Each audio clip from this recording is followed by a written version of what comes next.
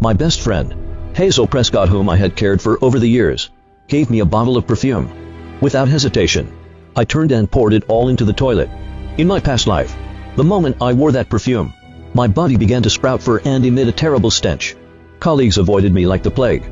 My boss and boyfriend, Wyatt Dawson, dumped me without a second thought and got together with Hazel.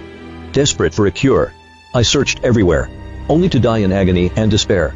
It was only after my death thought he learned the truth. Hazel had tampered with a perfume. Now, as I opened my eyes again, I was back to the day she gave it to me. Charlotte, I saved up half a month's salary to buy this perfume for you. It's just a small gift. Don't look down on it. I promise I'll get you something even better once I have more money. Hazel crinkled into a smile as she handed me the beautifully wrapped gift. I staggered back in shock, glancing around at my familiar office surroundings, realizing I had been reborn. Ignoring the puzzled stares from my coworkers, I rushed to the bathroom and stripped off my clothes. Staring at my reflection, I let out a shaky breath of relief. My skin was smooth and flawless. In my past life, the moment I sprayed that perfume, my entire body became covered in thick fur, carrying a faint nauseating stench that drove everyone away. Hazel came from a poor background. When she first joined the company, she nearly got fired due to her lack of experience. Out of kindness, I helped her. After that, I continued to treat her sincerely, sharing fun moments and bringing her food whenever I got something nice. She seemed grateful, so when she gifted me the perfume, I simply thought it was a token of appreciation. A colleague jokingly wondered if it was some kind of unregulated product since she couldn't even name the brand. I didn't take it seriously and just thought they were messing around. But not long after, something started changing in my body. At first, it was just redness and itchiness. Then, patches of fur started growing all over me. I tried hair removal creams, but the next day, the fur grew back even thicker. I went to top hospitals. I tried every remedy, both medical and folk. Nothing worked. After that, I took leave and hid in the employee dorm, too afraid to speak out. Hazel, pretending to check on me, brought the entire department along. The moment they saw me looking like a caveman, they gasped as if they'd seen a ghost. A gossip-loving coworker uploaded a video of me online, calling me the hairy beauty. The internet went wild. Influencers camped outside my apartment, demanding IG olive. Meanwhile, Wyatt seized the opportunity to break up with me.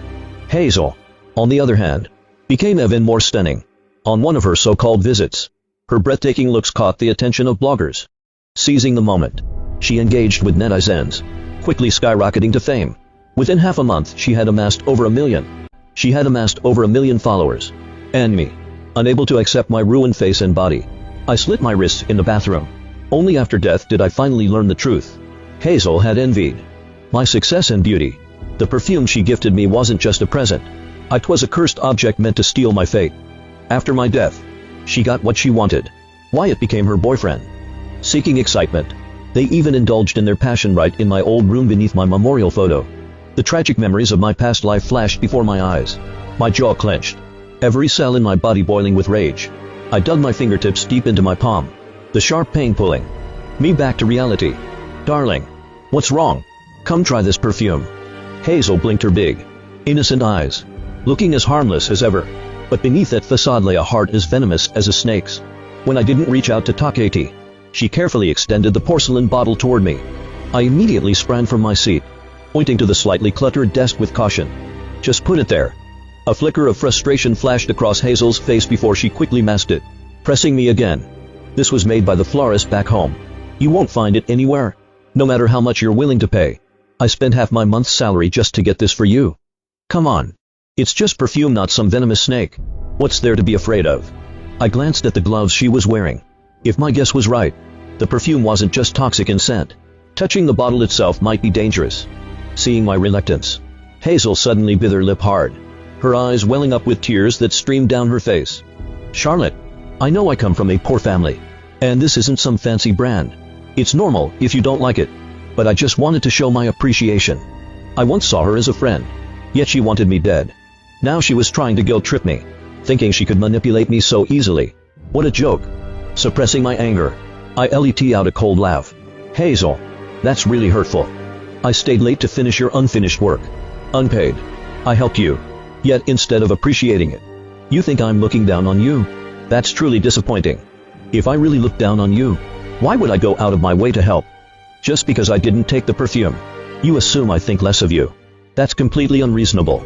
My voice trembled slightly as I spoke, drawing the attention of our colleagues. Everyone here knew how much I had helped Hazel in the past. Hearing this, they immediately chimed in. Hazel, hasn't Charlotte done enough for you? And now you're saying she treats you badly. I remember plenty of times when you just walked out while Charlotte stayed behind, working late into the night. What have you ever done for her? Didn't Charlotte cover your meals when payroll was delayed last month? I don't recall you ever treating her back. And now you're playing the victim. By the way, what brand is this perfume? Why is it in a porcelain bottle? And why are you wearing disposable gloves? Don't tell me it's poisonous. Most of our coworkers didn't have a good impression of Hazel. While speaking up for me, they were also venting their long-held frustration. Hazel had always loved playing the pity card. Whenever someone refused her request, she would turn around and cry to the others, acting like she was being bullied just because she was poor, implying that peoples would naturally cater to her. But after a while, everyone saw her act and he stopped entertaining her. Her expression darkened as she stared at the perfume bottle on my desk. Then, showing a stiff smile, she gave a slight bow. Sorry, Charlotte. I spoke without thinking. I'll just leave it here. Once you try it, you'll realize how great it is. We're coworkers. After all, why would I ever want to hurt you?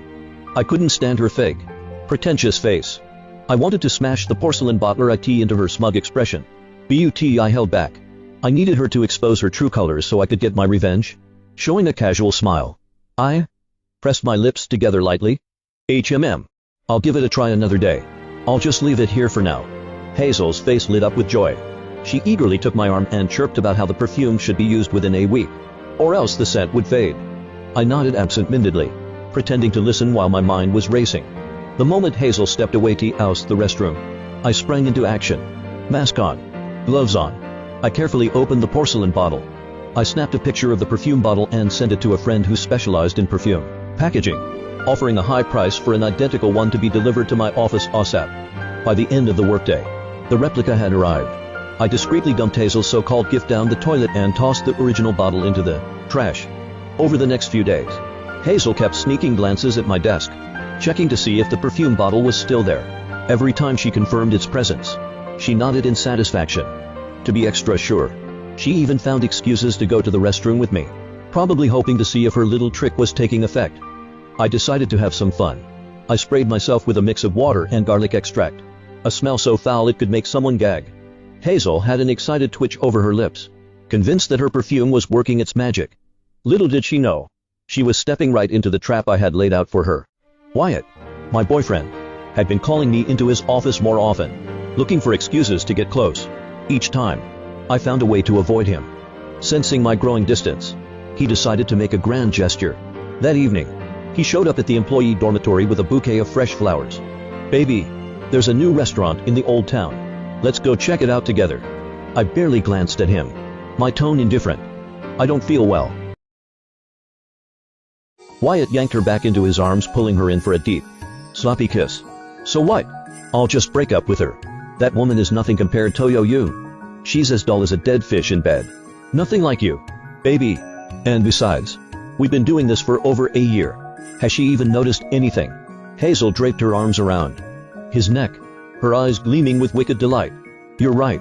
If she weren't so stupid, she wouldn't believe everything I say. You're such a bad boy. Wyatt chuckled, tapping her nose affectionately as his hands roamed freely. Bad boys are what girls love, aren't they? You like it when I'm bad, don't you? Wyatt, you're so annoying. My hands clenched into fists as I listened, seething with rage. So this was how they saw me. A fool to be toyed with, a stepping stone for their selfish desires. Then Wyatt asked, any progress with the perfume? She doesn't seem all that different. Hazel frowned. Yeah, weird. Right. Maybe the perfume isn't close enough to her. I'll slip it into her bag next time. That should work. But don't worry. She already reeks. Soon, I'll take her place. Become rich, beautiful, and unstoppable. A crazed, triumphant glint flickered in Hazel's eyes. The two of them raised their glasses in a twisted toast. Just as I suspected, even being near the perfume had an effect. An idea sparked in my mind. Wasting no time, I hailed a cab straight to the office. Digging through the trash, I retrieved the discarded porcelain bottle. That night, while Wyatt and Hazel were busy getting a hotel room, I poured the last few drops of liquid from the bottle, blending it into her perfume. Then, I submitted a vacation request to headquarters claiming I needed a break. I invited AFEW colleagues on a getaway and disappeared for half a month. During that time, Hazel blew up my phone with calls. I ignored every single one. 2 weeks later, I returned to the dorm with my coworkers, laughing and chatting. The moment I opened the door, an overwhelming stench filled the air, and what I saw next left everyone utterly speechless.